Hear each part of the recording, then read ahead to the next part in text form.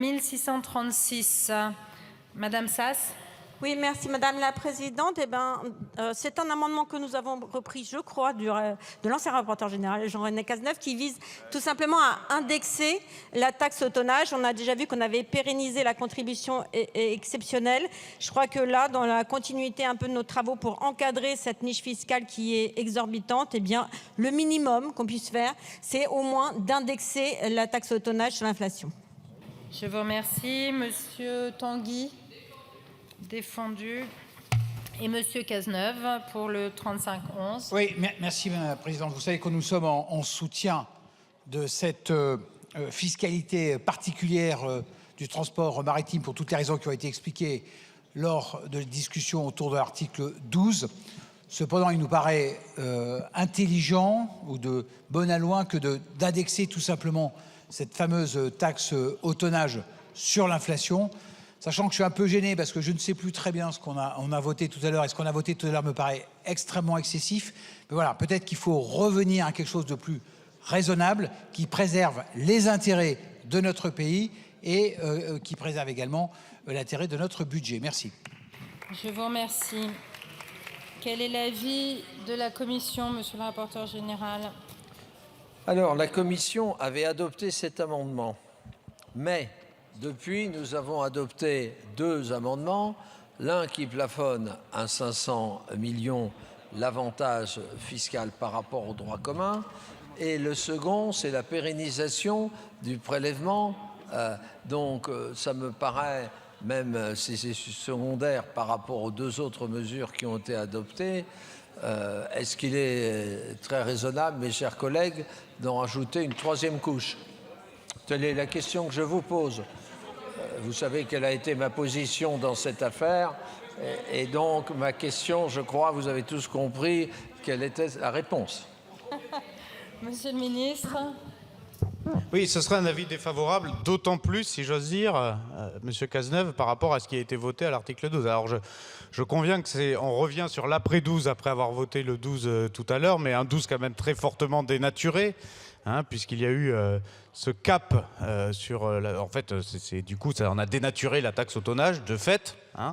Et par ailleurs, on a pérennisé la contribution exceptionnelle. Donc, ce n'est plus du tout la proposition initiale du gouvernement. Donc, comme le dit le rapporteur général, effectivement, ces amendements viennent un peu plus alourdir ce que nous ne souhaitions déjà pas.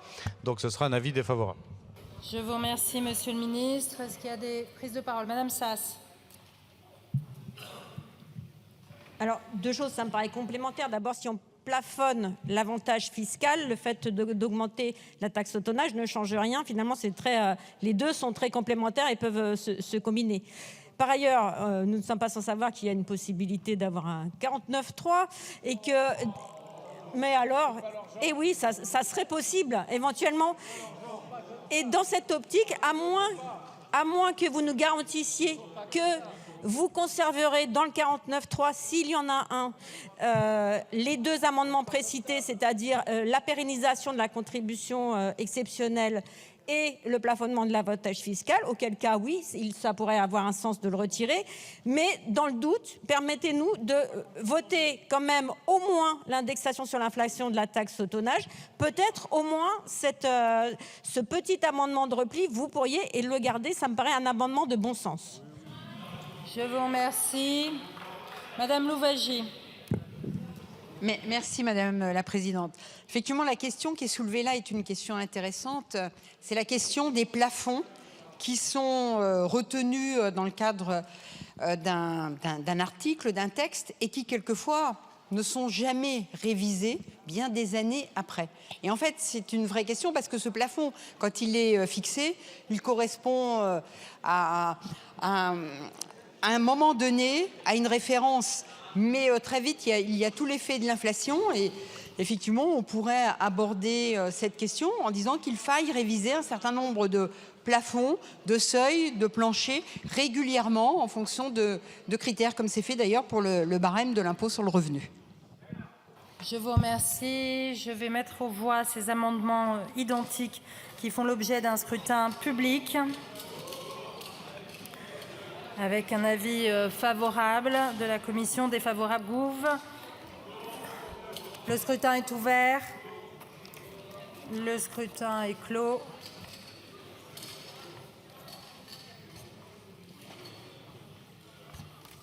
Votant 108, exprimé 104, majorité 53, pour 93, contre 11.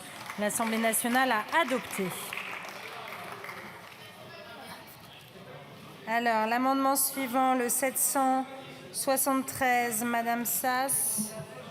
Oui, toujours sur le sujet de la taxe au tonnage, c'était un amendement qui, pour le coup, me paraît un peu en concurrence avec le plafonnement de l'avantage fiscal.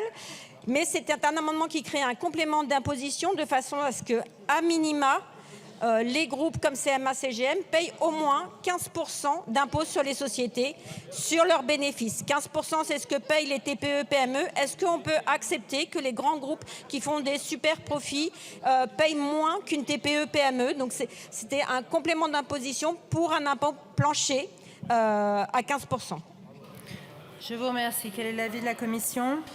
Je pense que Mme Sass a raison, elle devrait retirer son amendement puisqu'il n'est plus cohérent par rapport aux amendements que nous avons votés précédemment. Je vous remercie. Retirez, Madame Sass. Alors, d'abord l'avis du gouvernement. C'est le même avis défavorable. Même avis défavorable. Madame Sass, retirez. Qui c'est qui le reprend? Monsieur Lecoq?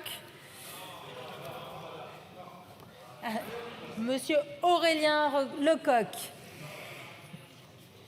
Donc il est vraiment repris ou pas? Oui. Bon, donc double avis défavorable. Je le mets aux voix. Qui est pour? Qui est contre? Il est rejeté. Nous allons examiner à présent l'article 13. J'ai des amendements à l'article. Monsieur le